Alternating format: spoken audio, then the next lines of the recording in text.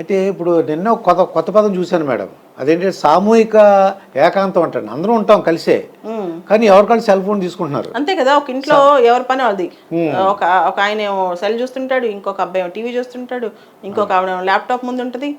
So జరుగుతుంది. దానివల్ల ఏమవుతుందంటే మర్డర్లు, రేపులు, యాంటీ సోషల్ ఎలిమెంట్స్, తల్లిదండ్రులు ఓల్డేజ్ హోమ్లు, ఈ సమాజంలో వచ్చే ప్రతి దరిద్రానికి కారణం మీడియా. అంటే మీడియా ఉండాలి, కానీ మీడియాని ఎంతవరకు వాడుకోవాలో వీళ్ళకి తెలియాలి. అలా కాకుండా మీడియాకి అతుక్కుపోతే, మీడియాకి అడిక్ట్ అవుతే రేపు ఏమవుద్దంటే, మీరు చూడండి, సోలో గ్యామీ అని ఒక రకమైన మ్యారేజ్ వచ్చింది. వాళ్ళే పెళ్లి చేసుకోవడం అనమాట. సోలో గ్యామీ ఇప్పుడు ఇండియాలో కూడా ఎవరు చేసుకున్నారు. ఒక రోజులో చేసుకుని ఒక రోజులో డైవర్స్ కూడా ఇచ్చుకున్నారు, అది వేరే విషయం.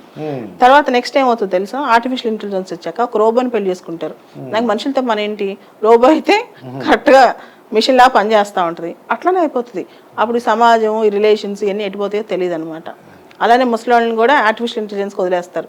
అంటే ఒక రోబోస్, ఈ technology, IoT, internet of things అన్ని వచ్చిన తర్వాత వాళ్ళ జీరియాటిక్ కేర్ కూడా వాళ్ళకి వదిలేస్తారు అనమాట. అంటే ఈ జనరేషన్ ఓల్డ్ అయ్యే కొద్దికి ఇలాంటివన్నీ మీకు కనిపిస్తూ ఉంటాయి. అది పోకడలు అన్నీ కొత్తగా వస్తాయి, మానవ సంబంధాలన్నీ పోతాయి. తర్వాత ప్రతి ఒక్క వ్యక్తిలోనూ బాగా సంతోషకరమైన సంఘటనలు ఉంటాయి, బాగా బాధ కలిగిన సంఘటనలు ఉంటాయి మేడం. మీ జీవితంలో ఎప్పుడు బాగా చాలా సంతోషం, అలాగే చాలా బాధ కలిగిన సంఘటన? నా జీవితంలో బాధ పెడుతున్న సంఘటన ఖచ్చితంగా ఉంటుందండి, ఉంది. అది ఎప్పుడు నన్ను వెంటాడుతూనే ఉంటుంది. కాకపోతే అది మీడియా ముందు చెప్పేది కాదు. రెండో చెప్పండి మేడం. సంతోషకరమైందా? నాకు బాగా ఎక్కువ సంతోషం వచ్చేది ఎప్పుడైతే నా స్టూడెంట్స్ సక్సెస్ సాధిస్తారో ఆ రోజున దాన్ని దేంతో కొలలేనంత సంతోషం వస్తుంది. చాలా చాలా ఎక్కువ హ్యాపీ. అది నా అదృష్టం. ఏంటంటే గత 10 సంవత్సరాలుగా ప్రతి సంవత్సరం వస్తుంది ఆ సంతోషం నాకు. అది మామూలు దానికోసం సంవత్సరం అంతా పనిచేస్తాను అనమాట. గుడ్ నేను ఒక రిజర్వేషన్ కావాల్సి వచ్చి ఆ రోజు సెలవు పెట్టుకుని, పూర్వం మేడం ట్రైన్ రిజర్వేషన్ ఏదో ట్రైన్లో వెళ్ళాలంటే రిజర్వేషన్కి ఆ రోజు సెలవు పెట్టి అక్కడికి వెళ్తే పెద్ద బుక్ తీసుకుని రిజర్వేషన్ ఇచ్చేవారండి. అదంతా ఒక రోజు పట్టేది. ఇప్పుడు టెక్నాలజీ వచ్చేసింది. ఈ టెక్నాలజీ ప్రస్తుత జనరేషన్కి శాపమా వరమా మేడం? రెండు. Technology is a double edged sword. రెండు వైపులా పదునున్న కత్తి. దాన్ని ఎలా వాడుకోవాలో తెలియాలి. లైఫ్ని సింప్లిఫై చేసుకోవడానికి వాడుకోవాలి, లైఫ్ని పాడు చేసుకోవడానికి వాడుకోకూడదు. జనరల్గా పరీక్షలన్నీ పెడుతుంటారు మేడం. అది గ్రూప్ 1 వచ్చి ఏదన్నా పరీక్షలు ఏ ప్రభుత్వాలను నిర్వహించవచ్చు. కాకపోతే అక్కడ ఒక పరీక్ష పేపర్ లీక్ అయింది. అప్పుడు ప్రభుత్వాలు కానీ అభ్యర్థులు కానీ ఏం చేస్తే బాగుంటుంది? అంటే రాజకీయాలు నేను మాట్లాడలేదు. అవునవును. పేపర్ లీక్ అయినప్పుడు ఇమీడియట్ గా అభ్యర్థుల భయాలు పోగొట్టుకోవాలి, అభ్యర్థుల రూమర్స్ నమ్మకూడదు. ఇమీడియట్ సిస్టమ్ ని కరెక్ట్ చేసి అభ్యర్థులకు న్యాయం జరిగేటట్టు చూడాలి. Examination as soon as possible conduct చేస్తే ఈ సందిగ్ధంలో ఉన్న అభ్యర్థులందరూ కూడా ఒక దాటిలో పడతారు. అది తర్వాత మేడం, ఈ సమయ పాలన అలాగే టైం మేనేజ్మెంట్ ఈ జనరేషన్కి ఎలా నేర్పిస్తే బాగుంటుంది అంటారు? ఫస్ట్ మనందరం గుర్తుపెట్టుకోవాల్సిన అంశం ఏంటంటే ప్రతి ఒక్కరికి 24 గంటలే టైం. అంతే కదా, ఎవరికి లేదు, ఎక్స్ట్రా లేదు. 24 ఎన్ని కోట్లు ఇచ్చినా, బిల్ గేట్స్ అయినా, అంబానీ అయినా సరే ఒక 1 అవర్ రోజుకి ఎక్స్ట్రా కొనుక్కోలేడు. కానీ వాళ్ళ దగ్గర తెలియతే స్మార్ట్గా ఉంటారు తెలుసా, చాలా స్మార్ట్. వాళ్ళు 100 మందిని పెట్టుకుని సెకండరీ సబ్స్టాండర్డ్ వర్క్స్ అందరి చేత చేయించుకుని ఓన్లీ స్మార్ట్ వర్క్సే వాళ్ళు చేస్తారు. ఓన్లీ స్మార్ట్ వర్క్సే వాళ్ళు చేస్తారనమాట. దానికి సంబంధించి తెలివిగా టైంని మేనేజ్ చేస్తారు, ప్రయారిటైజ్ చేస్తారు. టైం అందరికి ఒకటే. టైంని ఎలా వాడుకోవాలి, దేనికి ఎక్కువ వాడాలి, దేనికి తగ్గించాలని తెలుసుకోవడమే విజ్ఞత. యువతకు ఆ విజ్ఞత నేర్పించాలంటే ఫస్ట్ ఇంట్లోంచే రోల్ మోడల్స్ బయలుదేరాలి.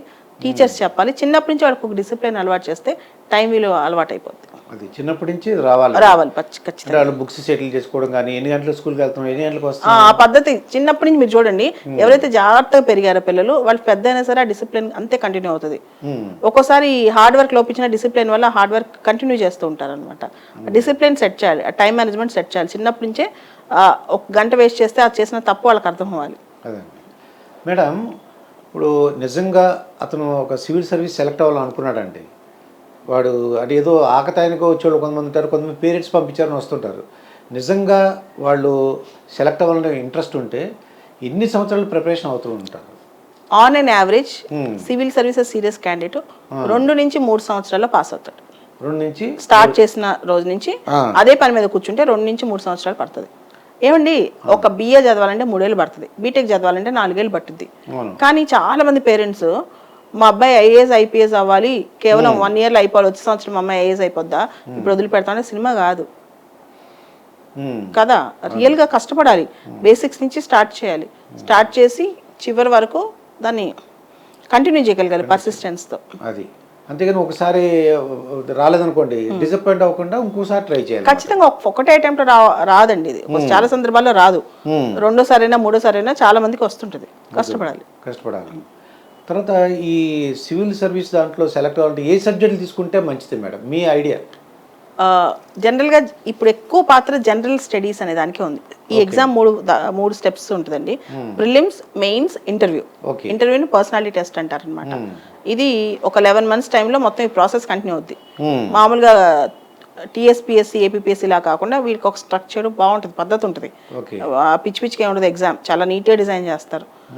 ఏ స్టెప్ల పైన మళ్ళీ ఫస్ట్ నుంచి రాయాలి, వైకుంఠపాళి అట్లాగా అనమాట. అయితే దీనికి సంబంధించి GSA ఇప్పుడు కీలక పాత్ర. జనరల్ స్టడీస్ అని polity, history, geography, economy, science and technology, environment, current affairs ఇట్లా ఉంటాయి అనమాట. దీంతో పాటు ఒకటి ఆప్షనల్ ఉంది ఇప్పుడు. నేను పర్సనల్గా నేను చెప్పే option political science, public administration, sociology, anthropology ఇప్పుడు బాగా ట్రెండ్ అవుతున్న ఆప్షనల్స్. ఇప్పుడు డాక్టర్లు, ఇంజనీర్లు ఉన్నారు మేడం.